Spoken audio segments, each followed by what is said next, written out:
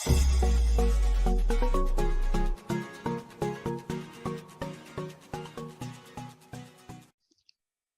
everybody, welcome back to the Energy MD podcast. I'm so glad that you're here with me today because today we're going to be talking about long COVID, very much from the patient perspective and patient advocacy.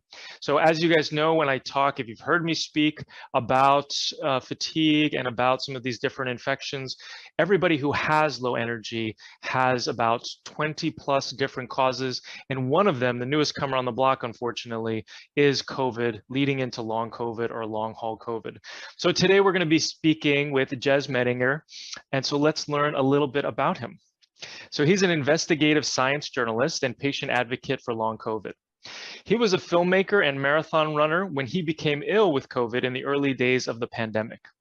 When he didn't recover, Gez put his efforts into researching the novel condition of long COVID, interviewing some of the world's leading clinicians, and turning his YouTube channel into a huge resource for patients, conducting over a dozen patient-led studies, which have been quoted in the global press, including the New York Times, The New Scientist, and Men's Health. In the process, he has built a worldwide community, and his YouTube videos currently have over 5 million views. I have a number of those views, by the way. His book, The Long COVID Handbook, will be released by Penguin Books on October 20th. So in about a month from now on Amazon, and you can actually pre-order the book right now. Gez, thanks so much for coming to speak with us today. Absolute pleasure. Thank you for having me. Yeah. So let's start off talking a little bit about your story. I don't want to spend too much time on it, but if you can just share a little bit about your journey, which brought you to this point. So, I mean, it was unexpected. It wasn't the direction I was expecting to be heading in March 2020. But then I think a lot of our directions have changed since then. So I was actually just in the process of setting up a YouTube channel, which was going to be about running and classic cars, of all things, because I was just about to finish my training block for the London Marathon. I was in the best shape ever. I was on target to run 2 hours 50. So, you know, I felt absolutely fantastic. And then COVID came along. Everybody I knew around me caught it in London in sort of early mid-March. And at the time, you were supposed to either go to hospital or get better in a week. And those were the two outcomes. And then this third outcome of not getting better, or alternatively getting better and then getting worse again, just nobody knew about that, right? Because it's a brand new disease. So when I found myself not getting better, I was like, I wonder if there are other people also like me not getting better. And I think the real sort of the moment when it clicked for me that something was going on here was when I had a very specific sort of symptom combination in my sort of throat and chest, which I'd only experienced once in my life before, continually over a course of a year after glandular fever, as EBV, as you guys refer to it, Epstein-Barr. And I was ill for a year with post-viral fatigue then at the age of 20. And I hadn't had it. I recovered completely after a year, and I hadn't felt this feeling again for 20 years until I got COVID. And about 4 or 5 weeks afterwards, I felt this feeling, and I thought, oh my God, am I looking at another year of being unwell here? So that sent me off down a little rabbit hole of sort of looking at, the various different papers which have been published around what we knew about post-viral fatigue, and then what we knew about SARS-1, but even the emerging science around SARS-2. And I thought, you know what, I'll just put a little bit of a sort of an academic film looking at these two things together, put it on my YouTube channel. I had like 600 subscribers. I don't know if anyone's gonna watch it or find it, but immediately, like as soon as I put it up, there were tens, hundreds of thousands of people all coming along and saying, I'm exactly the same. I'm in exactly the same boat. I'm not getting better. And that was sort of the start of the journey for me. And as I found the audience grew, I found I had this position where I could, and as well, myself, but also the patient community had all of these questions about what was going on. And, you know, the medical establishment was still, they weren't even scratching their heads because they were just basically, you know, just telling people they had anxiety or that, you know, oh, it's just a virus, you'll recover, it takes a little while, you know. But the severity of how people were feeling was a little bit more than just being, you know, a bit tired after flu, you know. So I found I had this opportunity to actually use the audience I had and together with me to sort of create this sort of two-way sort of directional relationship where I could get questions from them that they wanted to ask. I could ask them back to the assembled audience and get N numbers in the thousands within just a few days, and get these incredibly powerful data sets. When this was still a time when long COVID as a term, I mean, you guys call it, well, some of the clinicians over there call it post-acute sequelae of COVID, PASC and stuff. We call it long COVID, but those terms hadn't even been coined yet, and here we were, and I was able to look at questions people had, which are like, why am I testing negative for antibodies? And my doctor's telling me I haven't had COVID, therefore I can't possibly have some kind of post-COVID thing. And so I was like, well, why is everyone testing negative for antibodies? So, I did a survey just asking people which tests they'd had, how long after their acute infection they'd had the antibody tests, and then what their results were. And I crunched all of this data and discovered that, yes, long haulers were testing positive only 22% of the time for antibodies versus about 50% of the time for people who clear the virus quickly and about 80% of the time for people who are asymptomatic. And that suddenly tells you, well, there's something funky about the immune response here, amongst other things. And hey, presto, 18 months later, we have papers being published in journals basically replicating these same results, showing that, yes, antibody responses are different in long haulers. So that's just one example, but that was just one series of questions, but there were dozens, so that was sort of what sort of kept me going in terms of doing the patient-led research and then interviewing everybody I could find who had some angle on the condition from their level of expertise, which could help us. So yeah, it's been a long journey, and I'm now 80 something films in, 80 something YouTube videos. So yeah, and now just finished writing the book, which will be released next month. So that might be a slightly longer answer than you were looking for, but yeah, potted summary. Yeah, thank you for all the work that you've done. You were actually one of the first resources that I found when I started to learn about long COVID. So I was always excited for the next video that was going to come out, because it was going to give me something that was ahead of the curve, because you were looking at research in a different way, or at least you were kind of conducting your own studies and you had this population of people. So it's really interesting to see what the results were that you were getting. And you do have, would you say that you have your finger on the research pulse at this point? To a degree, but there is a lot of research happening now everywhere, all over the place, and there are preprints that pop up and I'm like, oh, I didn't know that was happening. so yeah, I'm generally on top of what's going on at the moment, but yeah, I am still sometimes surprised by stuff that comes out of studies that I wasn't aware were happening, and they suddenly come out and produce some great results. So yeah, the landscape's moving pretty quickly at the moment, so it's quite exciting. Yeah, excellent. And you do have an rigorous academic background. So you've got a master's in engineering from Oxford, right? And then you're also, were training as a paramedic, or you trained as one? That's right. I was training as a paramedic, and I didn't get a chance to complete because, yeah, long COVID was, not compatible, unfortunately, with that. Yeah, so let's talk about some of the science and some of kind of what you've gleaned from some of these studies that you've seen with your patient populations in terms of why people are getting long COVID. What is the current thinking around this? Just to clarify, are we talking about who gets long COVID, or are we talking about what's causing it in the people who get it? Ooh, let's do both. Let's do who gets it first. Okay, so what was quite interesting was that the initial papers that were coming out early in the pandemic saying these are the people who are struggling with symptoms afterwards didn't really represent what we were seeing in the patient community, because a lot of those papers were coming out of hospitalized cohorts. And what we were seeing with the patients in the community with long COVID was that they'd often had mild, and I use inverted commas for that, you can't see it in the audio, but I'm sort of waving my fingers around. Not all of these infections felt mild, but a lot of the time they didn't require hospitalization.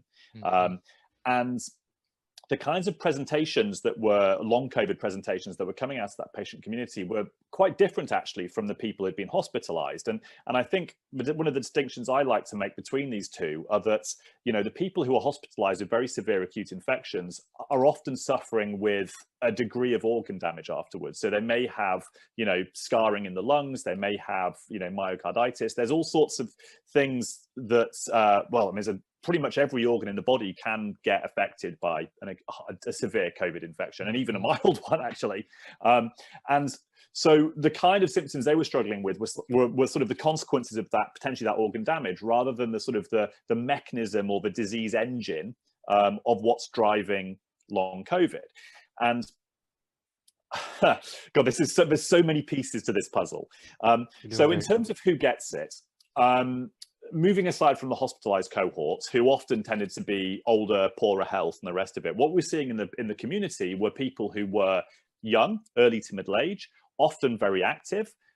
So in my studies, I found that they were 97% of my cohorts were active, and 2/3 of them were exercising vigorously at least 3 times a week. So pretty fit on the whole.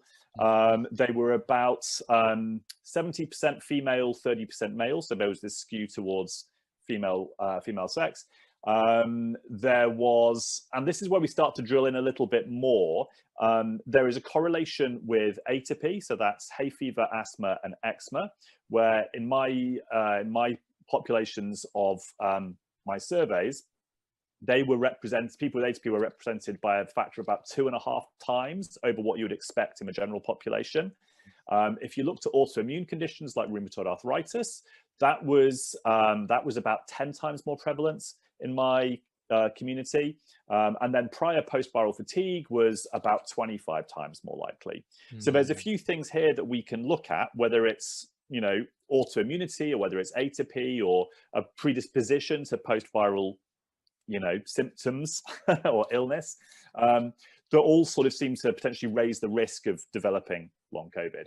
So one of the more controversial areas of what might be risk factors for long COVID is the subject of prior trauma, whether that's physical or emotional or physiological, and potentially personality type, with the type A personality, a relatively loose sort of definition of what a type A personality is, being people are always on the go, essentially. And how these sorts of people tend to be more likely to develop long COVID. Now, we don't have data on this yet. It's a very controversial subject in ME/CFS, but looking at what seems to be happening in long COVID, it does seem to make some kind of sense, because one of the most common aspects of long COVID is some degree of dysautonomia, which is essentially where your autonomic system is thrown out of whack from how it would normally behave. And the autonomic system is what governs your heart rate, your blood pressure, your temperature control, your digestion, all of these sort of functions, your respiration rate, things that you don't normally have to think about. And what it seems like happens in long COVID is that the system goes into sympathetic overdrive. That is to say, we shift away from the rest, digest, and heal parasympathetic response towards a fight and flight sympathetic response. And why is this happening? We don't quite know, but it stands to reason for me, and it makes sort of intuitive sense to me, that if you've been running your whole life in a state of sympathetic activation, I certainly had been. I lived life to the absolute max. I razzed my body as hard as I possibly could. I would work 16-hour days in -20 conditions on a film shoot. Then I'd go back to the hotel and run 10K at race pace on a treadmill. You know, that's sort of, and if I ever slowed down, I'd feel the need to speed up again. And it certainly sounds like this sort of behavior was very common. So it stands to reason, if your autonomic system has been under a huge amount of physiological stress for a long time, and a virus comes along, then it gets knocked over that edge into dysfunction more easily. That's the way I'm looking at it. I think it's a very interesting subject. I would love to see some more clinical research on this, so that we can start to see whether the numbers do back up what we anecdotally seem to see. I understand why some people don't want to look at it in this way, especially for ME/CFS, but for me, it's an interesting area that deserves future research. So that's sort of a little idea of who might get long COVID. What's causing long COVID? Let's go into that in a second. So I think it's really important to talk about. I mean, that was part of my story when I had chronic fatigue, is that, you know, I was type A. I was, you know, I had just gone through residency, like push, go, you know, and a lot of this is embedded in the culture. You know, we're only here for a short time on this earth, got to get everything done. Right.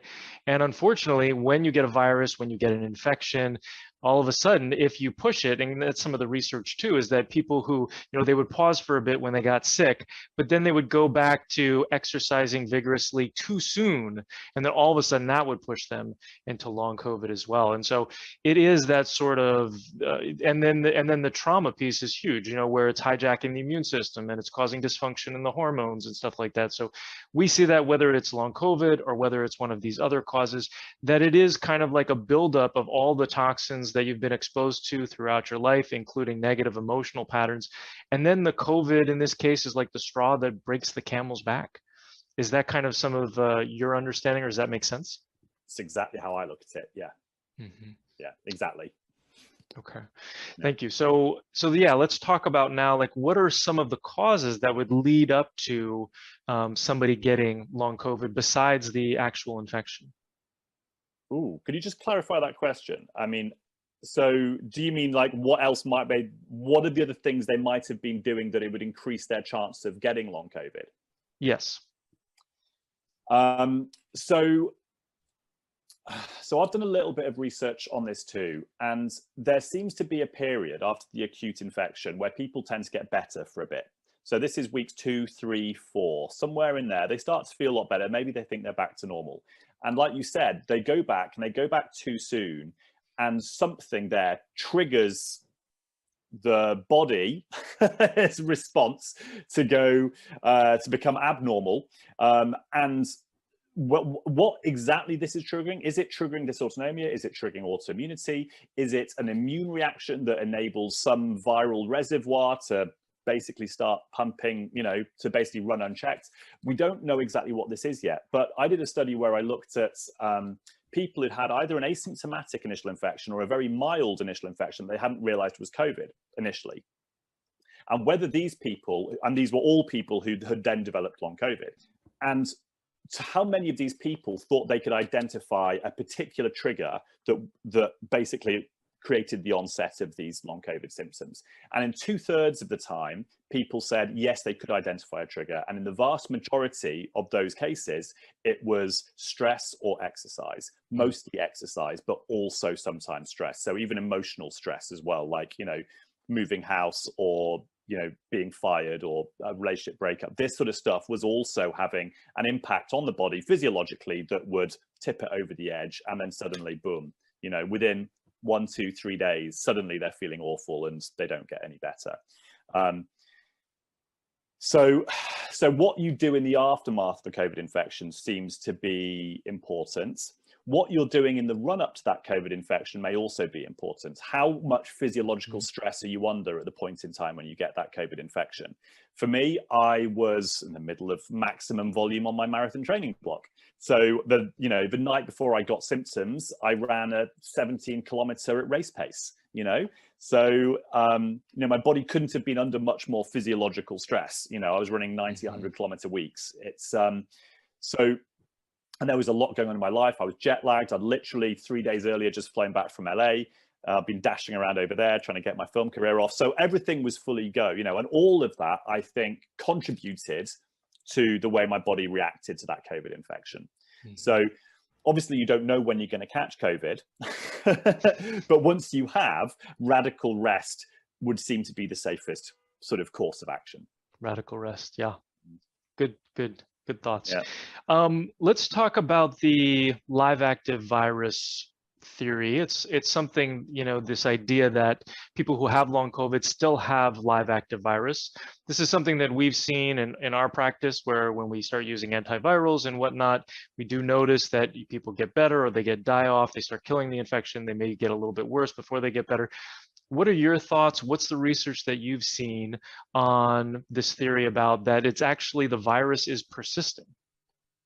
So we currently have, just for context, sort of received wisdom at the moment suggests there are 7 possible causes of long COVID. Now, I suspect that we're probably going to find that actually a number of these are implicated more than necessarily just one, although there might be a tree with one of them at the top, which could be viral persistence. Let me just run through those 7 for context. So we have direct tissue damage, so organ damage as a result of the virus, autoimmunity, immune dysregulation, disruption of the microbiome, reactivated latent viruses like EBV, for example, viral debris, and then finally viral persistence.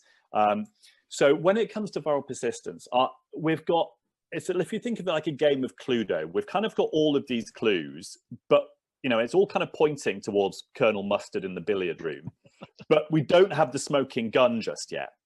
So we've got things like viral DNA being shed for X number of months in a certain proportion of stool samples. We've got viral RNA being detected in gut biopsies. We've got subjects. We've got recent papers like Akiko Iwasaki and David Petrino's one finding T cell exhaustion. And T cell exhaustion is sort of a bit of circumstantial evidence suggesting that, well, why are they exhausted? Because we've still got persistent virus. So there's all of these things kicking around, which all seem to suggest that, and that's just 3 of dozens of bits of circumstantial evidence, which all seem to suggest that there may be persistent virus in the body. But right now, we don't know where it is exactly. It could be in a number of different places. I mean, the obvious places to start looking would be the guts, the lungs, things like the appendix. And then there may also be immune privileged sites as well. We just don't know if they're like in the eyeball or the testes, and until we start, or even, potentially even in cerebrospinal fluid, So until we have, I mean, the way to do it, unfortunately, this isn't going to pass any ethics and it's never going to happen because you can't do it. But if you suddenly had 20 long haulers die and you could just do full autopsy workups, the problem is that these biopsies you need to actually find the smoking gun, you can't do on live patients. So it's very, very difficult. We're only looking at what we've got in hamsters or what we've got in hospitalized people who subsequently die and then have autopsies, or what we might get from stool samples and things like that from living patients. So it's really, really difficult, but we're starting to get increasing amounts of evidence that points towards the fact that there is some remaining virus in the body somewhere, but we don't know exactly where it is yet. Mm-hmm. Yeah, and that would explain a lot of those other studies and, triggering this aspect of the immune system and causing hormonal dysfunction or whatever. Yeah, absolutely. It would explain, if there were to be viral persistence, everything would fall into place. Yeah. So then let's talk about current thinking around treatments. What are people, I mean, I'm practicing functional medicine. I'm kind of doing stuff over here and experimenting with the folks that I'm working with. But what does the data say? What have you gleaned from some of the data from the patient groups? So there's a wide range of different kinds of treatments. So if we start off with the ones that your doctor might give you, then we can start off with something relatively simple like antihistamines. So H1 and H2 antihistamines do seem to be helpful for a large number of people, and there is some evidence to back this up. We've got a couple of small trials which have been published showing that they are effective with people with long COVID. For people who have POTS, so postural orthostatic tachycardia syndrome, which is a form of dysautonomia, then there is medication that can help a huge amount with that. So things like, beta blockers, ivabradine, midodrine, things like that your doctor can prescribe that can make a big difference. You may also find that if your symptoms flare, and so for me, I had a horrific skin inflammation at one point in my long COVID, and I was given some steroids, corticosteroids, and again, that helped significantly bring that flare down. There's an argument for trialing low-dose steroids in long COVID. I'd like to see that trial, but they will need to be done properly. There's also questions around, long-term use of steroids even at a low dose too. So, not ideal. Then we've also got all sorts of things that might be prescribed for symptomatic relief for whatever your symptom constellation is, because there will be various different things for headaches or for, itching, pruritus, or anything like that that can help you. So your doctor can help you with this stuff. There may not be a magic pill for long COVID, but you may find your doctor can significantly help you. You've also got things like conservative measures that your doctor might prescribe. So this would include things like increase your fluid intake. If you're dysautonomic, and especially if you're POTSy, that can help a lot. Increase your salt intake. Again, that can help a lot if your blood pressure's all over the place and your heart rate's rocketing when you stand up. If your doctor is, so there are some doctors who are also going a little bit further than this. So we've got someone who your American audience will probably be familiar with, called Dr. Bruce Patterson. So he does a workup on your blood and looks at which of your cytokines are elevated, which are inflammatory markers of the immune system. And then one of the drugs that he often prescribes is Maraviroc, and there's another, he usually prescribes a statin like pravastatin as well. Some doctors will prescribe LDN, which is low-dose naltrexone. So this is a drug that would normally be done for opiates and opiate addiction, but it does have a surprise. Well, it seems like there's a proportion of long haulers who respond very well to it at a low dose in terms of it calming everything down, essentially. And then another thing as well, if you have a very sympathetic prescriber, they might put you on anticoagulation. Particularly if you've had blood slides done up that show some form of clotting. But again, this whole subject of microclotting is a huge thing that the patients are very excited about, but amongst the medical community, there has yet to be widespread consensus on what's going on this sort of microclotting side of things, or indeed thrombotic stuff generally in long COVID. Mm-hmm. But anticoagulation does seem to help a number of patients too.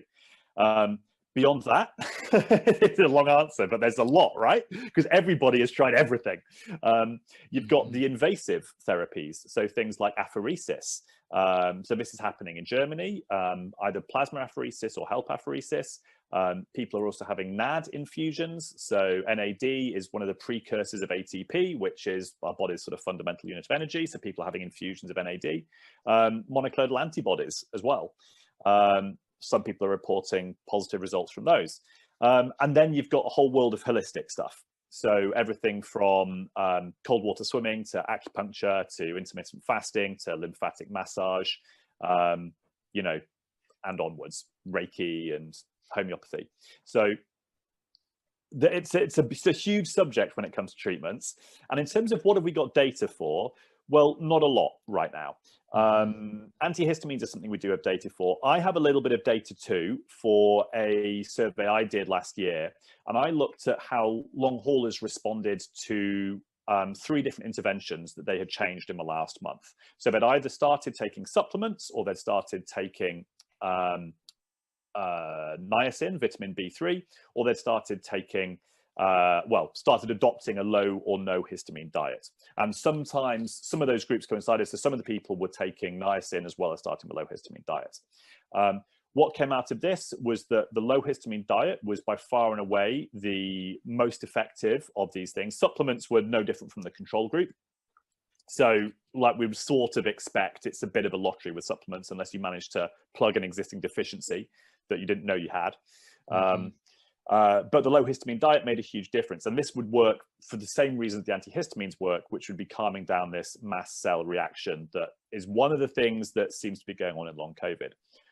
Why would niacin help? Well, again, this ties back into the metabolic side of things. So nicotinic acid, which is what niacin is one of the central precursors to make NAD+, which is how we generate ATP, which is energy. So there's a pretty strong theory, I think, that was published about a year ago now from some South African doctors, suggesting that some of the metabolic pathways that would normally happen, normally work in our body have been hijacked, and we end up using the wrong metabolic pathways, and that has all sorts of consequences on us. And we can start to compensate for some of that by supplementing with certain things, and the most important of those is nicotinic acid. So yes, the nicotinic acid. I looked at sort of p-values for statistical significance for both the low histamine diet and niacin, and they were both statistically significant with 0.0. I have to do this from memory. It's about 0.01, I think, for the niacin, and 0.0001 for the low histamine diet. So well below that 0.05 threshold. So very long answer. I tried to cover the whole enormous topic of long COVID treatment there. You did great. Thanks. The challenges that I have, and I think that a lot of patients have with the treatments that are available right now, is that essentially they're Band-Aids. if the immune system is dysfunctional because of virus and leftover virus and immune dysfunction or whatever it is, right? You're taking these either their supplements or their medications or whatever, and they can mitigate symptoms and they can potentially allow you to get back to somewhat of a normal life. But the challenge is that it's not causing resolution, right? So it's like whack-a-mole. All of these treatments are whack-a-mole, and you're not fundamentally taking the batteries out of the game. That's the problem. And the treatments that I would say haven't been addressed or aren't being talked about in the mainstream media that a lot of me and my functional medicine colleagues are talking about is going, directly after the virus, or is also looking at what are some of the other toxins that are present. Oftentimes we're seeing people who have mold, people who've had another virus, like you were talking about when you had glandular fever. One of the studies, as you're aware of, 73% of people who have long COVID in one study also had Epstein-Barr virus, right? Yeah. So what else is going on that's causing the immune system to be dysfunctional so that it actually can't take care of long COVID, right? What is actually happening there? So I would just kind of throw that in for people to think about. Does that make sense? Would that be a potential theory? Yeah. Hugely. And mold is a massive one too. So what we're often finding is that any sort of slight intolerance or slight allergy or slight issue that you had before is just suddenly multiplied 100 times by COVID. So you may have been a little bit reactive to mold before, but it's never been a big problem. But now that tiny bit of mold in your house is destroying you. Right. And it's not, and you wouldn't have connected the two because like, well, I've always been here before. So I haven't moved. So what's changed? Well, what's changed is long COVID. And now suddenly everything that wasn't a problem before is a problem. Yeah. And we're even seeing people who lived in mold before, and now they're in a current home where they don't have mold exposure, but then all of a sudden now they've got a mold problem. Yeah. So let's talk about recovery then. Obviously, a lot of people are struggling out there, and we want to give them hope. But what's the reality of the situation right now? So we've got some data that suggests that it's not very encouraging data that suggests that of the people who are still suffering 2 months after a COVID infection, 85% of them will still be suffering with symptoms at a year. So that suggests, there's only a 15% chance of you recovering within a year if you're still ill at 2 months.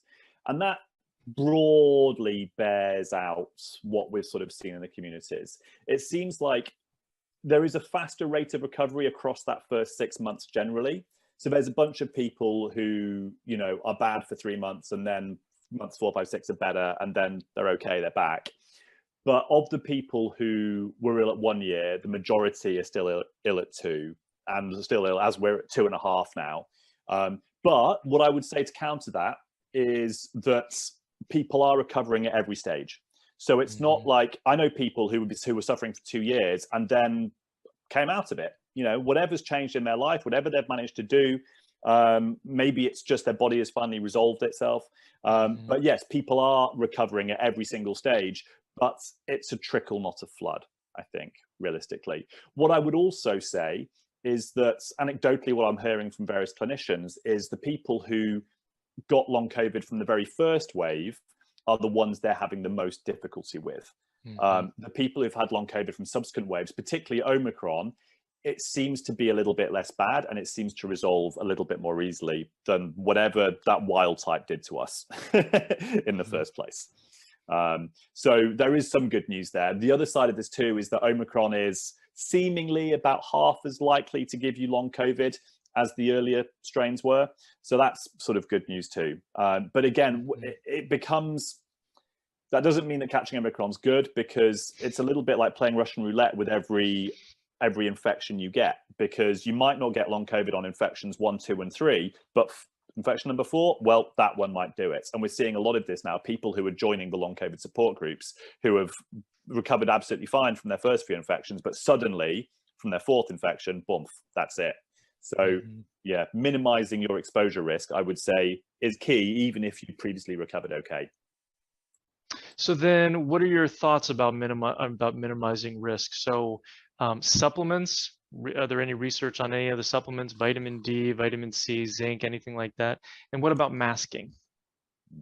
So I would prefer masking to supplements. If you were going to send me into a room that had like some unnamed COVID positive person in it, I'd rather be wearing a mask than having taken some supplements. Doesn't mean you shouldn't take them. Always want your immune system to be as well supported as it possibly can be.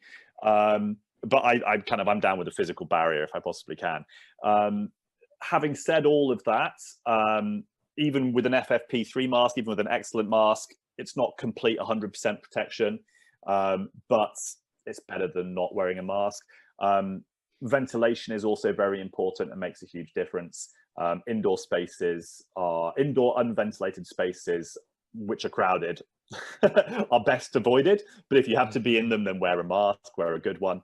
And yeah, so for example, here's an example of where I'm at in terms of that calculation of risk.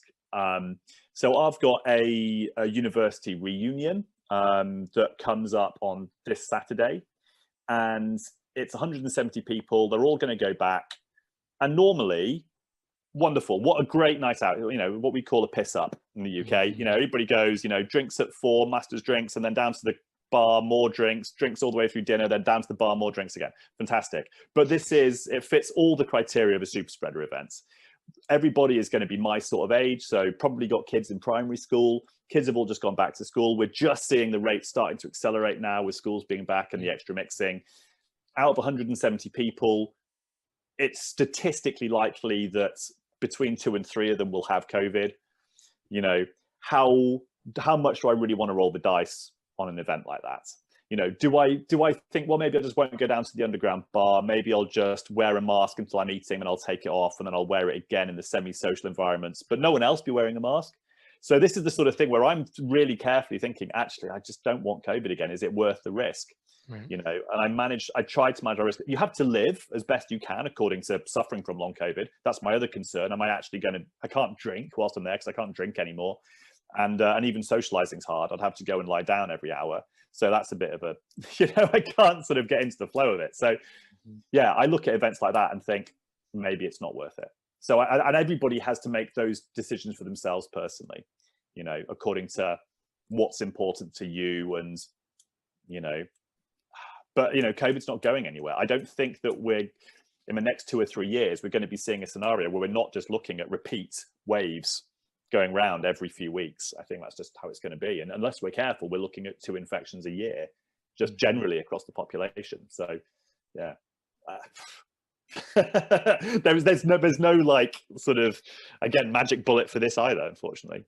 Right. So let's talk about support. What support is available for folks out there? I know you got your finger on the pulse when it comes to some of these group supports. So the very first places that were offering support were the Body Politic group on Slack. That's still now very strong, very well run. We've also got literally dozens of long COVID support groups on Facebook, which are also extremely helpful. It kind of depends a little bit on the kind of support you want. I mean, so do you want to be able to moan? Because we all need to let it out somehow, right? If so, then there are certain kinds of groups that are going to be better than others for different kinds of support. If it's the kind of support, it's like, hey, I really want to find a paper that looks into this bit of research, then you may find that Twitter, for example, is a good place to be. And there's a few, I think the trick is finding the right people to follow. But if you can follow the right 20 or 30 people on Twitter, you'll find that's a very good community in terms of sort of community support that is very, very responsive as well. And that's the one I use the most now. Although I am a member of about 10 different Facebook long COVID support groups as well. If you just type in long COVID group on Facebook, you'll have like a load, and it'll tell you how many members there are, and they'll be split up by geographical region as well. So you can choose the one that's more local to you. And Twitter is where you spend most of your time, right? I try not to. Well. But in terms of social media, yes. Yes. Yeah, hopefully not all of your time, right? Yeah. And what's your handle? At Gez Medinger. So spell like my name, G-E-Z, and well, G-E-Z for you guys, M-E-D-I-N-G-E-R. Okay, excellent. So tell us, before we adjourn here, tell us about the long COVID handbook that's coming out in a month. So this is quite exciting. So one of the issues I think that faces somebody who's developing long COVID now or has developed it recently, and they're suddenly hit with this, what the hell is this? What's going wrong with me? What can I take? What can I do? What shouldn't I do? How do I get help from my doctor? You know, you will have all of these questions, and you can put them into Google and see what the internet throws back at you, but you will get a whole world of conflicting advice. And it seems that there was a real need to have a singular resource that brought together everything that we had learnt in the last 2.5 years about long COVID into one place. So this combines everything that we've learned from the published science, whether that's, you know, in Nature and Cell and JAMA, or whether it's my patient-led research, which comes to it from a different kind of angle. And we've also got the perspective. So I co-write it with Professor Danny Altman, who's a professor of immunology at Imperial College London.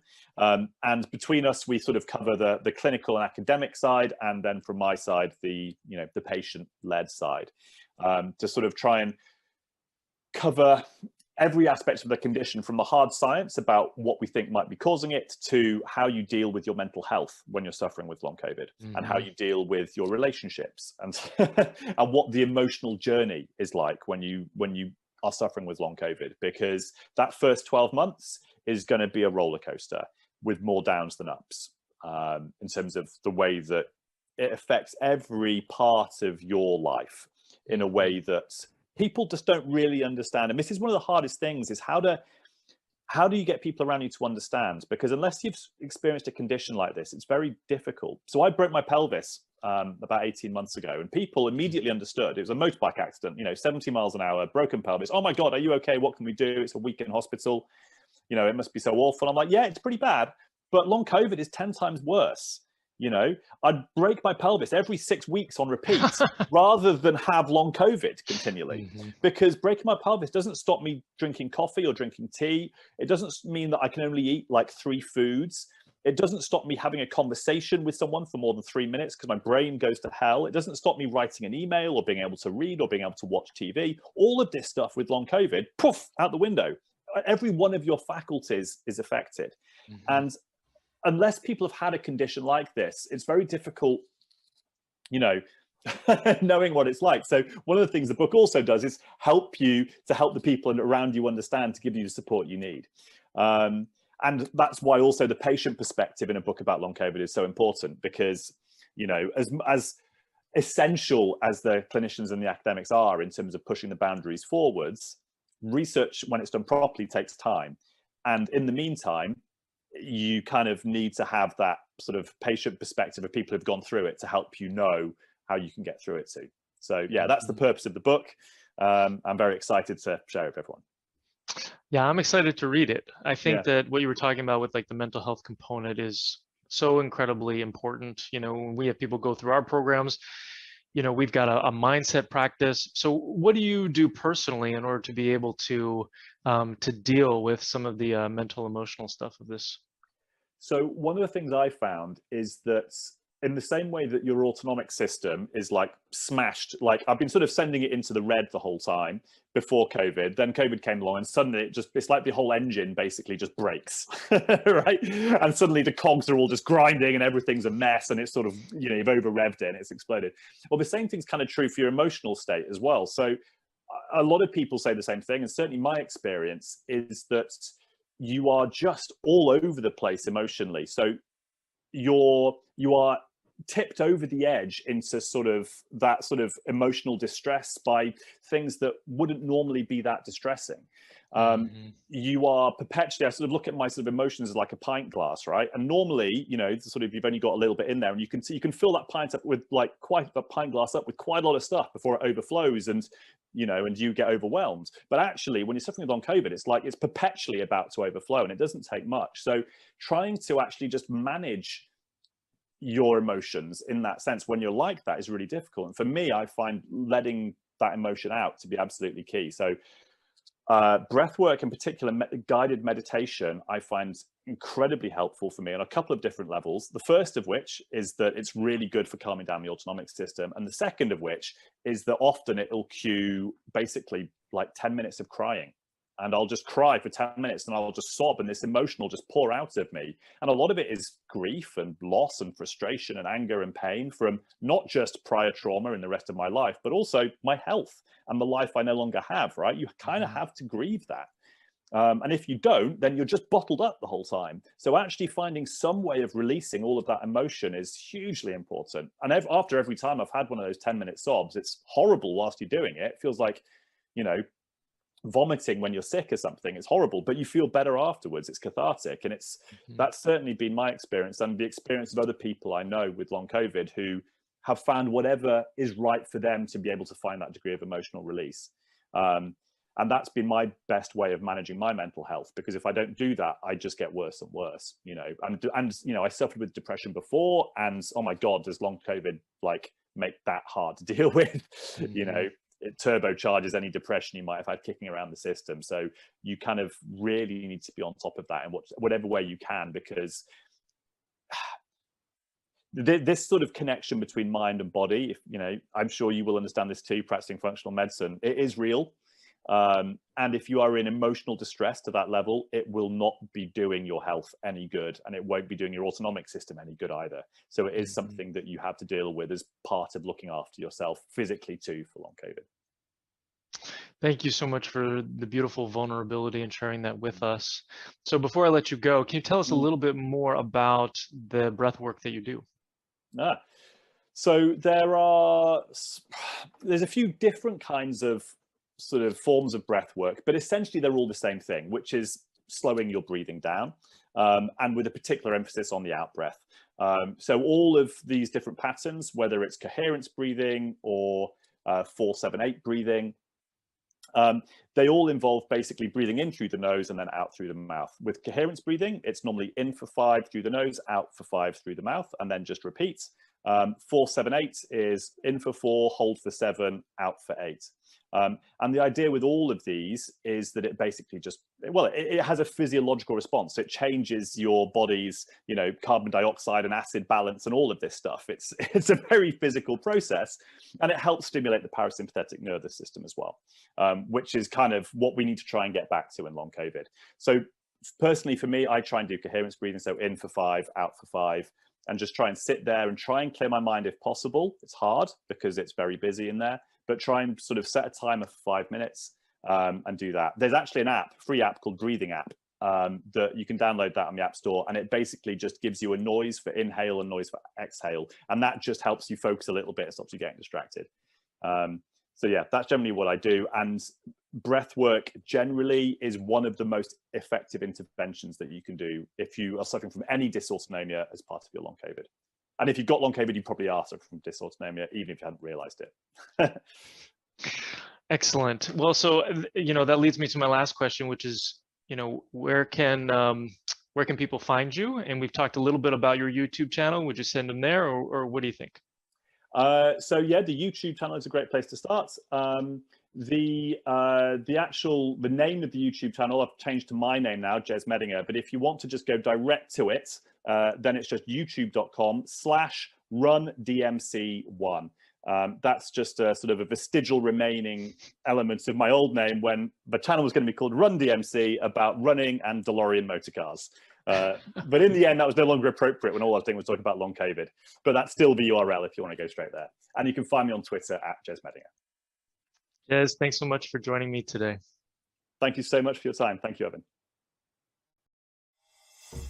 I hope you learned something on today's podcast.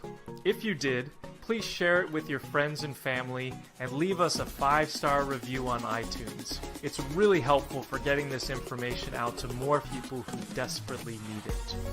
Sharing all the experts I know and love and the powerful tips I have is one of my absolute favorite things to do. Thanks for being part of my community. Just a reminder, this podcast is for educational purposes only and is not a substitute for professional care by a doctor or other qualified medical professional. It is provided with the understanding that it does not constitute medical or other professional advice or services. Thanks for listening.